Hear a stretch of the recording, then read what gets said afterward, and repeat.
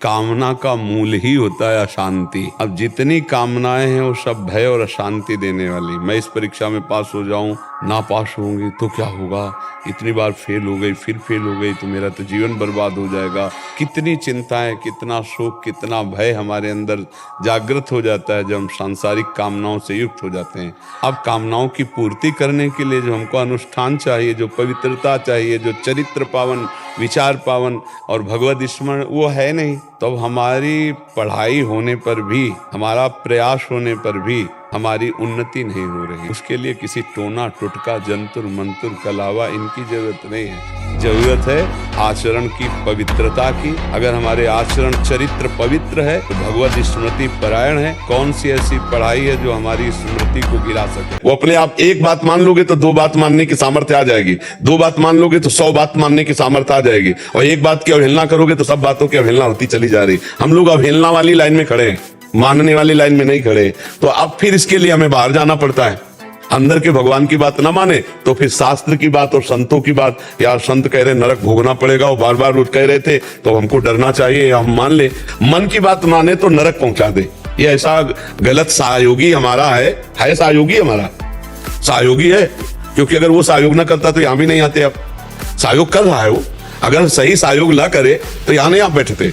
पर गलत सहयोग उसका जो है वो बहुत खतरनाक है। गलत बात पे उसका विरोध करना अपने लोगों को सीखना चाहिए। सही 100 में ऐसा नहीं कि 100% वो केवल गलत ही सलाह देता है, बढ़िया भी सलाह देता है। हाँ, दान पुण्य का भी कहेगा, ठाकुर जी के दर्शन पर है बहुत चतुर आदमी। वो आपको थोड़ा सा सपोर्ट देके फिर अपना सपोर्ट चाहता है, और वो जो करवाता है तो सब लोग जान लो क्या करवाता है। सबका हृदय और सबका मन है कि अगर मन वाली रजिस्ट्री खुल जाए कि देखो भैया क्या क्या कमाया है, लगे कितना गंदा आदमी। और हम सब वो ऐसे ही है, ऊपर से ऐसे ही। तो भगवान कहते भगवान ने क्या किया, अरे भगवान ने बड़ी कृपा की। बचपन से लेके अभी तक की देखो, अगर पूरा हिसाब हो जाए तो क्या हो जाए। सोचो, बचपन से अभी तक की जो हमने गलतियां की, उनमें से एक गलती का है कि पूरे जीवन जेल काटने हो गए, पूरे जीवन। और भगवान ने सब छुपा दिया, सब बचा दिया। अब तो चल दे भगवान की तरफ। अब तो एहसान मानो भगवान का, मनुष्य जन्म दिया, सब व्यवस्था दी, और हम गलती पे गलती कर रहे हैं, वो कृपा पे कृपा कर रहे हैं।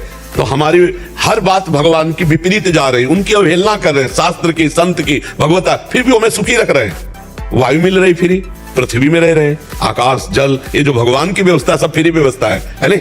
तो हम कम से कम अपने भगवान की आज्ञा पालन करें, भगवान का नाम जप करें, तब हम मन के विपरीत चल पाएंगे। नहीं तो मन के विपरीत चलना बहुत कठिन। अगर वो ठान ले कि आज ये करना है तो करवा के माने, वो बहुत जोरदार है। अगर नाम जप है तो फिर रुक जाओगे।